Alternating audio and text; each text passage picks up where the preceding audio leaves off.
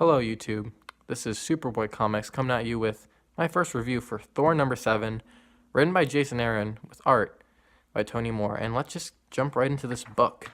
So this book is a flashback story of Thor's past, back when he was a strapping young Asgardian, and the main conflict of this book focuses on Thor being pulled between his father Odin, wishing him to be a stronger warrior and to be more attached to Asgard and reject the slovenly, drunken ways of Midgard. But Thor likes Midgard. He likes it quite a bit. These are his people. He likes telling them stories. He has some drinks. It's fun. It's nice. And Jason Aaron does a really good job of setting up the conflict between Thor and these two worlds that he's grown to be a part of. Another thing I really appreciate is, even though this is obviously written in ye old speak, it doesn't feel hokey or, out of place. Jason Aaron does a really good job of making the language work. He makes it believable, he makes it compelling, and he makes it easy to understand, which is great because I am not an expert in old Norwegian ways or Viking ways, but this all works. And so we see some more of that conflict, and of course, it wouldn't be a conflict between Thor and anything else without his brother Loki scheming. So we get Loki and Odin comprising a little scheme to take out Thor, a little maniacal stuff. I really like the sort of classic Viking culture, I guess you could say, of like the antlers and the mask, all taken from like Norse mythology. That's really cool, and I think it works. It's all really nice. So his plot involves Thor finding this strong Viking woman named Erica the Red, and for Thor, it's love at first sight. Not so much for Erica. This is kind of a trope I have noticed in Jason Aaron's comics, where he'll have a very masculine hero, like Thor, and the love interest will be a strong female character. And when I say strong, I don't just mean strong characterization and a well-rounded character. I mean they are physically domineering. I think Jason Aaron may have a fandom fetish, and there's nothing wrong with that, man. Do you? Everyone has their kinks, but it's just very consistent across a lot of his books that he has like this very strong female woman, and even just the physicality between the two characters. Look at this panel right here. See, she's kind of almost sweeping Thor off his feet. He's at a loss. Look at his hands. He's kind of baffled. I understand you want to show that he's young and, maybe unsure of himself now, because this is the first woman he's met that probably doesn't just swoon over him for being a god. But this is just kind of, it's a little weird. And it wouldn't be so weird if it didn't happen so often in his books, but this happens all the time. It's kind of a similar trend to what's happening in the Avengers book right now between Thor and She-Hulk, where She-Hulk is just very physically domineering to him, and Thor's like, oh, she's so powerful, how can I ever match up to her beauteous strength? But all that aside, the relationship is nice, and they do have some good chemistry together a little bit. This is the only issue we see them together, but in these 22 pages, he does a good job of building this relationship in limited time, which is nice. It's good pacing. That's a really cool image. That is badass. I love that. You got the lightning in the background, the romantic smooch. That's all great. I dig this. And I also dig all of the art in this. The facial expressions are all on point.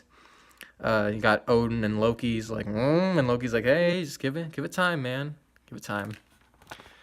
And so we get a little montage of Thor and his girl being together. See, this is again what I'm talking about. I feel like ordinarily perhaps these physical positions should be reversed so that Thor is the one cradling her head, because this again feels very dominatrix-y.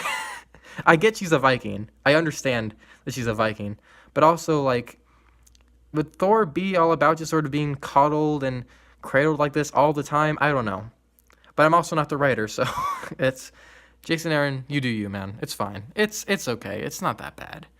And what I also like is how you see they're in the throes of love. They're about to make love again. And you see her body, but you see she is a strong woman. She's physically strong, but she's not drawn to look like a man in musculature. She's a fit, strong woman, which is really nice. A lot of artists and writers, I think, make the mistake of thinking, well, she's a strong woman, so we need to draw her to look more like a man. They did that a little bit with Captain Marvel, but they do a good job of maintaining, no, she's a strong woman, and she has a fit body, but she looks like a woman, which she does, and that's really cool. So then, I'll admit, the ending's a little cliche.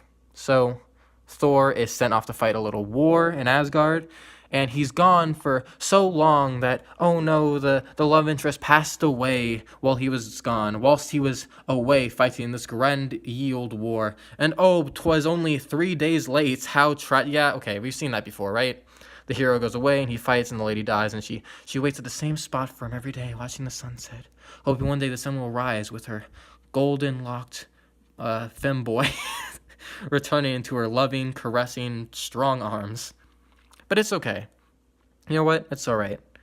As much as that ending's a little on the nose, a little cliche, I still dug it, especially since you can see just in this one page, you see Thor's anguish, you can feel his loss, and this book did a really good job of just setting up this relationship well enough to where you're like, I feel bad for him, you know? And if Thor liked being domineered like that, that's really sad. He may not find another woman that would hold him in such a way. He will. We know he does, because Avengers.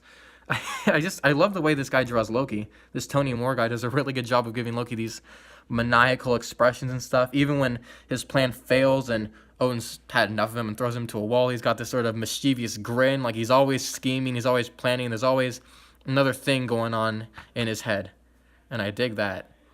So, that's the entire book, pretty much. You know, he's telling the story in flashback to these people on Midgard, so we obviously know where that conflict ended. And, yeah, this is just a fun little read. I like how it's a simple, self-contained story telling about Thor's past, chronicling his past adventures. That was all really cool. Great art by Tony Moore. Jason Aaron really has a great understanding of this character. His voice is unique. Even in his narration boxes, the voice is specific. And the ye old language still flows and works, even though it's not something that most people necessarily normally read or understand. It's clear what he's talking about. And yeah, this is just a fun little story. I really dig it. So that's the review. I'd recommend it. It's a simple one issue story. You don't need to buy any other issues of Thor to jump on board and understand this story. It's just a nice self-contained little issue. And I really like that. I wish more stories just do one little, you know, reflective story. It doesn't have to be in the character's past per se, but just one little nice contained story. The central conflict between the hero and the villain. It's good stuff. And yeah. I guess I will see you guys in the next video. Hopefully. Later.